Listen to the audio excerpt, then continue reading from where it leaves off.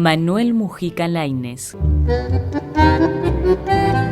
Es un prosista muy cuidadoso. Yo diría que esencialmente, y tampoco en esto hay nada peyorativo porque yo también pertenezco al gremio, esencialmente era un gran periodista, era un hombre que tenía una observación agudísima de todo lo que lo rodeaba y lo vuelca en palabras, lo expresa de una manera muy elegante y muy pulcra, ¿no? Es una escritura muy cuidadosa, digamos, de algún modo, ¿no es cierto? Que tiene un riesgo.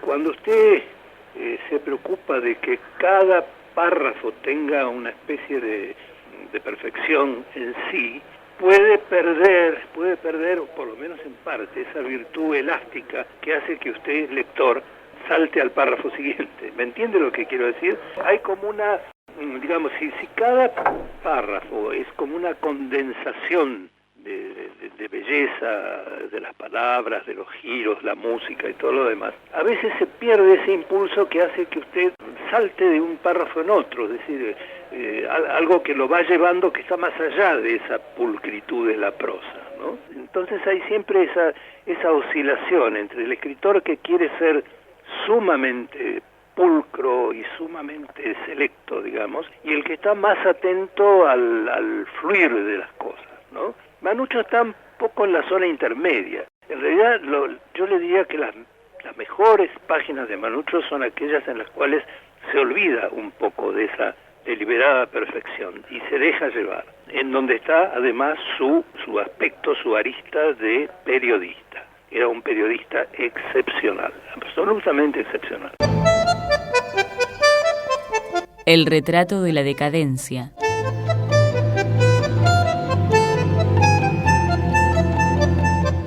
Y él se había casado con una persona perteneciente a una familia tradicional, ¿no?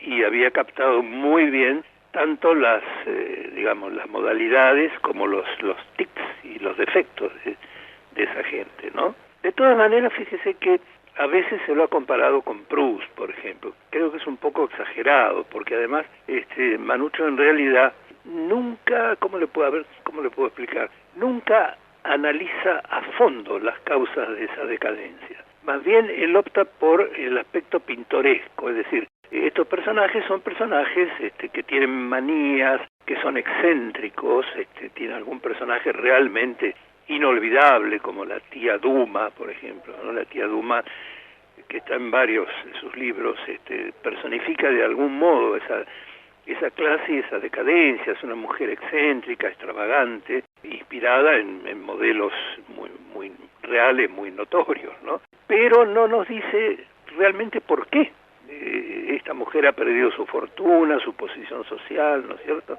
Creo que ahí hay una especie de, seguramente de pudor de revelar, estando él muy vinculado a un grupo de familias así importantes, tradicionales, digamos, linajudas, dirían los clásicos, tuvo una especie de pudor de profundizar demasiado en eso. Con todo lo pinta con mucha gracia, porque yo creo que si algo tiene realmente una gran virtud de la prosa de Manucho es su gracia, ¿no? Tiene una elegancia de trazo realmente extraordinario. Es como aquellos grandes retratistas mundanos de justamente fines del siglo XIX, comienzos del XX, ¿no? Boldini, Sargent, toda esa gente que muestra una clase de gente muy ornamental, muy elegante, muy bien vestida, muy refinada, ¿no?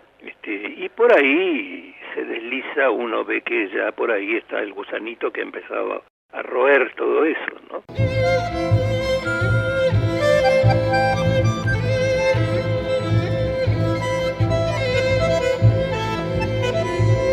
Su personalidad. Mire, era encantador cuando se proponía ser encantador y podía ser feroz cuando tenía la oportunidad de decir una ironía. Realmente tenía ocurrencias extraordinarias, por cierto, mucho ingenio, mucha gracia y un humor a veces muy agresivo, sobre todo cuando se encontraba precisamente con gente que se daba aires de importancia o, en fin, la gente que pretende ser muy ingeniosa, muy talentosa, entonces él rondaba por ahí, en cuanto veía una grieta, por ahí lanzaba la púa envenenada. Pero era un hombre muy, debo decirle, muy generoso. Yo le debo mucho a Manuccio, realmente. Tengo un enorme agradecimiento hacia él. Gran parte de mi carrera periodística se la debo a él, realmente. Él me hizo entrar en el diario La Nación, por ejemplo. De modo que estas cosas con los años se fueron atenuando. A veces, hay que decirlo también, que a veces se encontraba con quien le daba la réplica en toda la ley, ¿no? Sobre él a veces rebotaban sus propias flechas envenenadas, pero bueno, esto es algo a lo que se expone la gente que hace así, digamos, de la ironía un estilo, ¿no?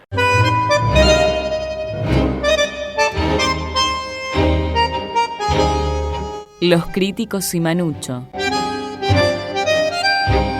Recuerdo una vez, él había publicado, yo no me acuerdo bien qué novela sería, y justamente en La Nación, en la revista Sur, salió un comentario, una reseña de esa novela muy crítica y bastante fuerte, ¿no? Y lo recuerdo, yo colaboraba en Sur, yo no pertenecía de ningún modo al grupo Sur, pero colaboraba en Sur, era muy amigo de Pepe Bianco, el jefe de redacción de Sur. Y recuerdo un día que yo estaba en Sur y lo oigo a Manuccio que sube la escalera y se dirigía a Victoria Ocampo y le decía: Victoria, en tu revista me han puesto como si fuera un leproso literario, me acuerdo.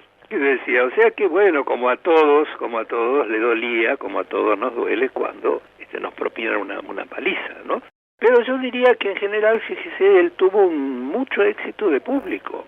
A la gente le encantaban los libros de Manuccio, se vendían muy bien. Y creo que tiene que ver también esto no disminuye el mérito literario, pero tiene que ver con ese personaje que él se inventó, ¿no? Ese personaje mundano, agresivo, irónico, divertido, brillantísimo, por cierto. Qué sé yo, sus famosos anillos, ¿no es cierto? Sus sombreritos o sus sombreros, bueno, en fin. Toda esa construcción de un personaje en que él se desempeñó, ¿no?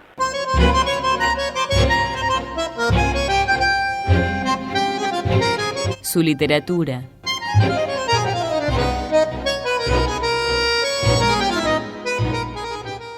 Yo me quedaría en primer lugar con las primeras biografías que él escribió, que son excelentes. Son libros que deberían reeditarse realmente. Las biografías de Miguel Cané, padre, el padre del autor de Juvenilia, que era medio pariente de Manuccio, la de Estanislao del Campo y la de Hilario Ascasubi. Son excelentes las tres biografías. Me gusta mucho La Casa, que seguramente yo creo que es la mejor novela de Manuccio, y un libro que no se tomó muy en cuenta en su momento, que a mí me parece realmente divertidísimo y muy bien, admirablemente escrito y muy gracioso, que se llama Crónicas Reales, que es la historia de una familia real imaginaria, de un país europeo también imaginario, ¿no? Pero son tan divertidas y tan agudas realmente, ¿no? Y Misteriosa Buenos Aires, que también tiene algunos cuentos de Manuccio son